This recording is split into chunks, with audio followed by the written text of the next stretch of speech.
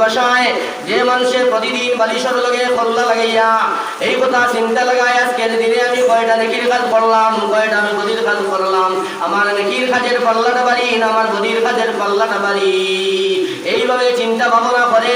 আর 2 নম্বরে আখিরাতের লাগি দুনিয়ার জমিন তৈয়ারি করিয়া যায়, আখিরাতের লাগি দুনিয়ার জমিন আমল করিয়া যায়। এই মানুষ হইল আপনার সবচেয়ে আকলমহান, সবচেয়ে জ্ঞানী গুণী। আমার হুজুরি বহল আমার মুস্তাফা আল্লাহ রাসূলে কইরা এই কথার মধ্যে কোনো সন্দেহ আছে নি? বলতে চান জি আজ আমরা অভাব অনটনে নামাজ থেকে আপনারা আমারে দূরে রাখেন, অভাব অনটনে হালাল খাওয়া থেকে হালাল উপার্জন থেকে আপনারা আমারে দূরে রাখছে। কিন্তু আপনার আমার থেকে সাহাবায়ে কেরামুল্লাহ অভাবী আসলা যার কোনো তুলনা আপনি ইতিহাসের মধ্যে পাইতা নাই। হযরত সাহাবী আল্লাহ রাসূল সাল্লাল্লাহু আলাইহি ওয়াসাল্লামের খিদমত হাজির হইলা তার একমাত্র সম্পদ একমাত্র লুঙ্গি আছিল, আর কোনো সম্পদ আছিল না। বছরে এক মহিলা আল্লাহর নবীর খিদমতে আইয়া বলিল, ইয়া রাসূলুল্লাহ, আমার স্বামী নাই, আমার ভাই বিরাদর নাই, আমি বড় নিরুপায়, আমি আপনার স্বামী হিসাবে আমি বরণ করতাম চাই, আমি আপনার স্বামী হিসাবে গ্রহণ করতে চাই, আমি আপনার ছায়া তলে আমি রইতে চাই। আল্লাহ রাসূল সাল্লাল্লাহু আলাইহি ওয়াসাল্লামের শর্মিন্দা হইয়া কিছুক্ষণ পর্যন্ত ভাবিয়া এরপরে আল্লাহ রাসূল সাল্লাল্লাহু আলাইহি ওয়াসাল্লামে কইলা, আমার বিবাহের কোনো প্রয়োজন নাই। সাহাবী গরিব সাহাবী দান সম্বলের মধ্যে আসলো একমাত্র লুঙ্গি। ও সাহাবী কইলা, ইয়া রাসূলুল্লাহ, যদি আপনি বিবাহ করেন না, শাদী করেন না, তাইলে ওই মহিলারে আপনি আমার সাথে শাদী দিয়া লাইন, আমার সাথে শাদী দিয়া দেন। মা বুঝতানি জি আল্লাহ রাসূল সাল্লাল্লাহু আলাইহি ওয়াসাল্লাম কইলা, ও আমার সাহাবী, তুমি যখন বিবাহের আগ্রহ প্রকাশ করলাই, হোসাইন তুমি মোহরানা হিসাবে তুমি কিটা জিনিস দিবাই? তাই বলে, ইয়া রাসূলুল্লাহ, মোহরানা হিসাবে কোনো জিনিস দেওয়ার মতো আমার কোনো সম্বল নাই। আল্লাহ রাসূল কইলা, তুমি বাড়ি করে যাও, গিয়া দেখো, আর না হইলেও তুমি যদি লোহার একটা আংটি পাও, লোহার সেই আংটি তুমি নিয়াও, আমি ওটারে মোহরানা বানাইয়া ওটারে মোহর ধার্য করিয়া আমি তোমার বিবাহ পড়াইয়া দিলেই।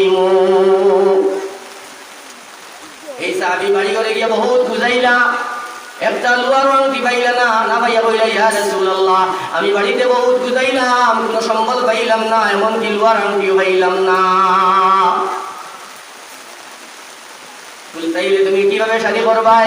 বলি, ইয়া রাসূলুল্লাহ, আমার সম্বল একমাত্র লুঙ্গি, আমি ও লুঙ্গি খানটা পারিয়া আধা খান আমি মোহরানার মধ্যে দিলেই আর আধা খান দিয়ে আমার সদর আমি ডাকিলেই।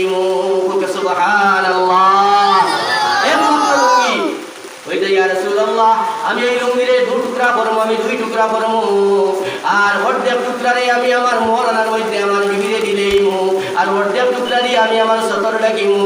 আল্লাহ রাসূলে কইলা, না, এটা ওই তো পারতো নাই, অর্ধেক লুঙ্গি দিয়া না তোমার সতর ডাকিব, না তোমার বিবির সতর ডাকিব।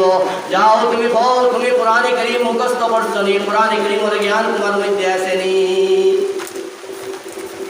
ও সাহাবী কইলা, ইয়া রাসূলুল্লাহ, আমি তো অমুক সূরা মুখস্থ করে লইছি। তাইলে এই সূরাগুলো তুমি তোমার বিবিরে শিখাই দিবাই, আর আমি তোমার ওখানে বিয়া পড়াইয়া দিলে। ইয়ার এর লাগি শাফি মাযহাব আর শাফি মাসলাক অনুযায়ী আপনার তালিমে কোরআন আপনার মোহরানা সাব্যস্ত হতে পারে, হইতে পারে, কোনো অসুবিধা নাই। আমার বুজুর্গ হল, আমার দুস্থ হল বলা সাহাবায়ে কেরামের মধ্যে বলা বরকত আসলো। আরে সাহাবীর ঘটনা কই, হযরত ইমরান বিন হুসাইন এক সাহাবী, অসুস্থ সাহাবী আসলা, তান পায়ে বেমার আছিল, তান বর্ষ বেমার আছিল, পায়খানার রাস্তা দিয়ে রক্ত প্রবাহিত হইত। বুঝাইতে পারছিনি?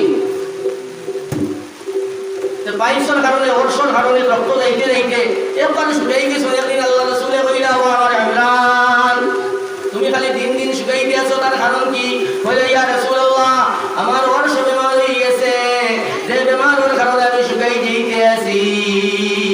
ও আল্লাহর হাবিব, আপনি আমার লাগি দোয়া করুন আল্লাহর দরবারও, যে আল্লাহ রাব্বুল আলামিন আমার বেমার খানটা শিফা করিয়া দিলেই না। আল্লাহ রাসূলের লগে লগে হাত উঠাইলা আর কইলা, ও আল্লাহ, আপনি ইমরান বিন হুসাইনের বেমার খানটা আপনি শিফা করে দিলাম। লগে লগে হযরত ইমরান বিন হুসাইনের আপনার বেমার শিফা হয়ে গেল। আর 2-4 দিন বাদে ইমরান বিন হুসাইন নবীর খিদমতে আইয়া বলি, ইয়া রাসূলুল্লাহ, দিলাইতা। ইয়া রাসূলুল্লাহ, দোয়া করুন, আল্লাহ আমার বেমার ঘুরিয়ে দিলাইতা। নবীজি কইলেন, ও ইমরান, তুমি কতদিন হইলে আমি তোমার লাগি দোয়া করতাম, তোমার বেমার শিফা হইতো। আমি আল্লাহ রাব্বুল আলামিনের কাছে তোমার জন্য আমি প্রার্থনা করলাম, তোমার বেমার শিফা হয়ে গেল। আবার তুমি আইয়া তোমার জন্য আবার দোয়া করতাম, আল্লাহ রাব্বুল আলামিন তোমার বেমারটা ঘুরিয়ে দিলাইতা। আমি তার কারণ বুঝতাম পারলাম না। নবীজির মায়ার সাহাবী হযরত ইমরান বিন হুসাইন বলি, ইয়া রাসূলুল্লাহ, আমি যতদিন বেমার আসলাম, আমার পায়েস বেমার আছিল, ততদিন আমি আল্লাহ আল্লাহ বলি বেশি নাম লইছি, আমি আল্লাহর নাম বেশি বেশি জপিছি। আর বেমার থাকা অবস্থায় আমি আল্লাহর নাম বেশি বেশি জপার কারণে আপনি ফিরিস্তা হয়ে আমার লগে মুসাফা করতাম। আর যেমনি আপনি আমার লাগি বেমার শিফা হওয়ার লাগি দোয়া করলা, আর আমার বেমার শিফা হয়ে গেল।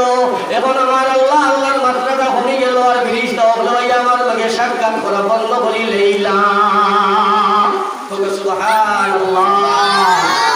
ওলা ইবাদতের আশিক আসলা, ওলা আল্লাহ আল্লাহ রাসূলের আশিক আসলা। সাহাবায়ে কেরাম, আপনারা মাত্রই বহু বাবা বন্ধুদের মধ্যে জিন্দেগি কাটাইছেন না বাবা, এখন আপনারা আমার ইলা জীবনে ইলা জিন্দেগি কাটাইছি না, ইলা পরিস্থিতির সম্মুখীন হইছি না।